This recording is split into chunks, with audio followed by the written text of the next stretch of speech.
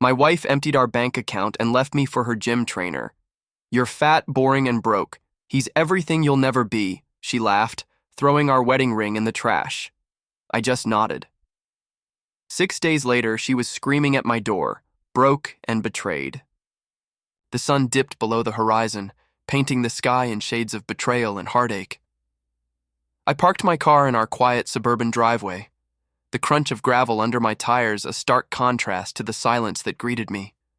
Our home, once a sanctuary of love and laughter, now felt like a hollow shell. The kitchen, usually bathed in warm light, was dark and cold. A note lay on the counter, its presence as ominous as a storm cloud. My heart sank as I read the words that would change everything. I've left you for Jake.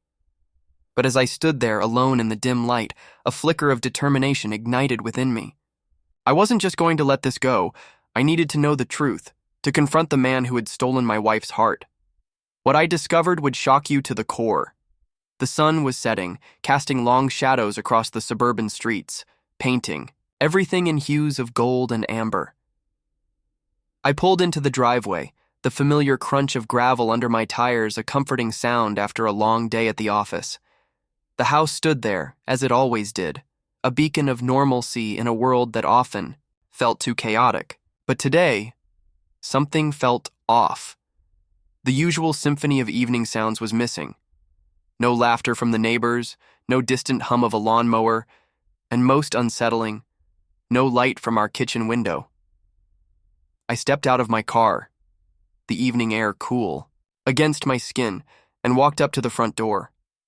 The silence was deafening, a stark contrast to the usual bustle of our home. As I pushed open the door, the quietness enveloped me, a heavy, oppressive blanket. "Emily?" I called out, my voice echoing through the empty rooms. No response. The kitchen, usually the heart of our home, was dark, the only light coming from the streetlights outside. My eyes fell upon a piece of paper on the counter, stark against the granite. My heart began to race, a sense of foreboding washing over me. I picked up the note, the paper trembling in my hand. "Mark, I've left you for Jake. He's everything you'll never be. You're fat, boring, and broke." The words hit like a physical blow, each sentence a punch to my gut. My eyes darted to the bank statement next to the note, the figures blurring as my vision swam. Our joint account, once a symbol of our partnership, now showed a balance of 0. The room spun around me, the implications of her. The next morning, I woke up to an empty house, the reality of Emily's departure sinking in like a stone in water. The bed was cold where she used to lie, her scent lingering on the pillow, a cruel reminder of what was lost. I went through the motions of my day, my mind replaying the events of the previous night. The note, the bank statement, her words echoing in my head. "You're nothing without me." At work, my colleagues noticed my distraction. "Hey, Mark, you okay?" they'd ask, their voices filled with concern. I'd brush them off with a forced smile. "Yeah, just didn't sleep well." But inside, I was anything but okay. The day dragged on, each minute stretching into an eternity. Finally, I decided I couldn't let this go unanswered. I needed to confront Emily, to understand why she left, why she chose Jake over me. I left work early, my heart pounding in my chest as I drove to the gym where Emily had been spending most of her time lately. The gym was bustling with the usual crowd, the clatter of weights and the hum of treadmills filling the air. I spotted her immediately, her laughter cutting through the noise like a knife. She was with Jake, their bodies close, their smiles wide. They looked happy, in love, and it felt like a punch to my gut. I approached them, my steps heavy. "Emily," I called out, my voice cracking. She turned, her expression changing from joy to scorn in a heartbeat. "What do you want, Mark?" she spat, her eyes cold. I need to talk to you," I stammered, feeling I stood there, my heart pounding in my chest as Emily's cold gaze pierced through me. Jake, with his smug grin, draped an arm around her, a gesture that screamed possession. I felt the heat of anger and betrayal rising within me, but I swallowed it down, focusing on the task at hand. I need to understand, Emily. Why? My voice was barely above a whisper, the weight of my confusion and hurt making it hard to speak. She rolled her eyes, a gesture that once might have been playful but now felt like a slap. Why? Because you were never enough, Mark. Jake, he's different. He makes me feel alive. I could see the adoration in her eyes when she looked at him, and it was like a knife twisting in my gut. But then, something else caught my attention. A flicker of something behind Jake's eyes, a coldness that didn't match his charming exterior. That night, back at home, I couldn't sleep. The house echoed with the silence of her absence, and my mind raced with questions. I needed answers, not just about why she left, but about who Jake really was. That's when I decided to hire a private investigator. The investigator, a man named Tom, was thorough. He dug into Jake's past, and what he found was chilling. Jake wasn't just a personal trainer.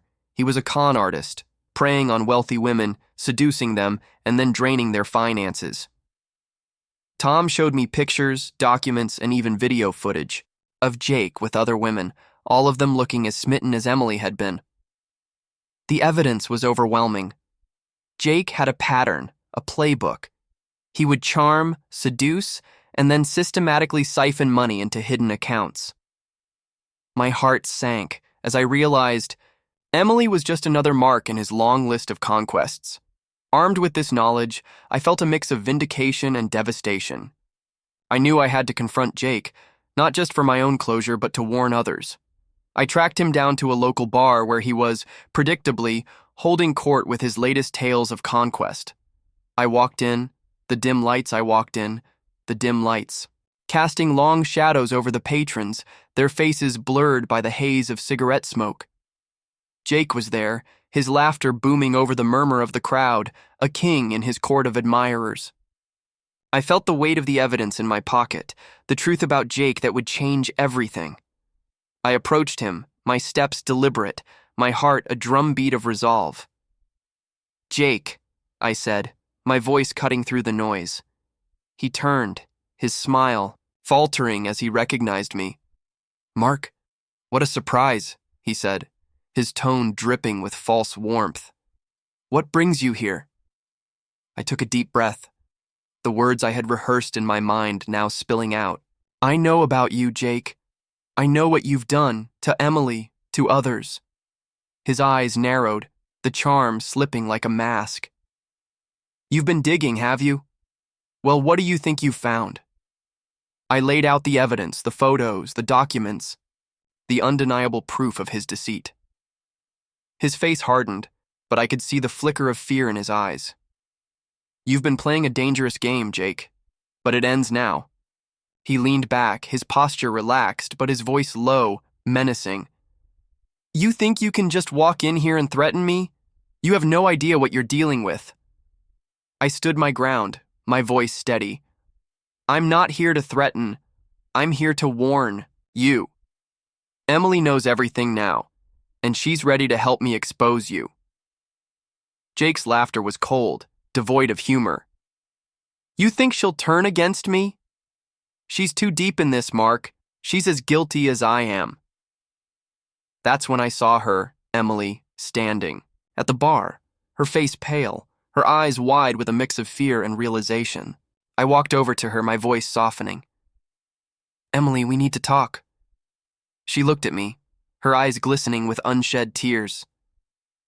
"Mark, I didn't know it would go this far."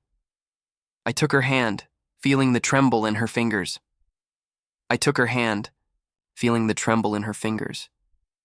"Emily, we've got to stop him, together." She nodded, her resolve firming. "I'll do it. I'll help you." The plan was set. The charity event was the perfect stage, where Jake would least expect a confrontation. Emily wore a wire, her heart racing as she approached Jake, her smile a mask of calm. "Jake, darling, you've been so generous with your time tonight," she cooed, her voice sweet but her eyes sharp. Jake, ever the charmer, took her hand, his touch lingering a bit too long. "Anything for a good cause, Emily, and for you, of course." I watched from a distance, my heart in my throat, as Emily led Jake into a quiet corner, away from the prying eyes of the event's attendees. The wire was working. Every word was being recorded. "You know, Jake," Emily began, her voice low, "I've been thinking a lot about our future, about how you've been so attentive to my needs." Jake's eyes gleamed with what he thought was victory. "Of course, sweetheart. I want to make sure you're always taken care of." "But what about all those other women, Jake? The ones you've promised the same thing to?" Emily's voice was steady, but I could see the storm brewing in her eyes. Jake's smile faltered, his gaze darting around as if looking for an escape. "What are you talking about, Emily?" "I know about them, Jake. I know about your little scheme. How you seduce, promise, and then drain their accounts." His face turned a shade of pale, his charm replaced by a cold calculation. "You don't know what you're talking about. You're just upset because you've been caught up in Mark's lies." Emily's voice was a whisper now, but it carried the weight of betrayal. "I have proof, Jake, and Mark has more. You're done." Jake's eyes widened, the realization hitting him like a ton of bricks. He tried to bolt, but I was there, stepping into his path. "It's over, Jake. We're going to the police." The confrontation at the charity event was the beginning of the end for Jake. With the evidence we had gathered, the authorities were quick to act. Jake was arrested, his schemes unraveling, in the harsh light of legal scrutiny. Emily and I, despite everything, stood together, united in our resolve to see justice served. In the weeks that followed, life began to settle into a new normal. Emily, now broke and betrayed by Jake, came to my door, her pride swallowed by desperation. She stood there, her eyes reflecting a storm of emotions, regret foremost among them. "Mark, I'm sorry," she said, her voice breaking. "I didn't know what he was really like. I was so wrong." I looked at her, the woman I once loved, now a shadow of her former self. My heart had moved on, but I couldn't turn her away. "Come in, Emily. You can stay here for a while, but only as a friend. I've moved on." She nodded, her relief palpable. "Thank you, Mark. I promise I'll find my way soon." As she settled into the guest room, I noticed the changes in myself. I had lost weight, not out of spite, but from a newfound dedication to my health. I had also rediscovered my love for video games, now sharing laughs and late nights with a new community of friends who appreciated me for who I was. Emily watched this transformation with a mix of regret and admiration. One evening, as we sat in the living room, she spoke up, her voice soft. "You've changed, Mark. You're not the man I left." I smiled, a genuine smile that reached my eyes. "I had to find myself again, Emily. Without you, without the chaos. I'm focusing on my growth now." She looked at me, her eyes glistening.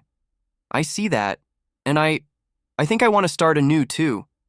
Maybe go back to art, but this time I'll appreciate the stability you once offered." The days turned into weeks, and Emily began to rebuild her life. She found a small job. Don't forget to subscribe, like, and comment if you enjoyed this story. This will help us create more engaging stories for you.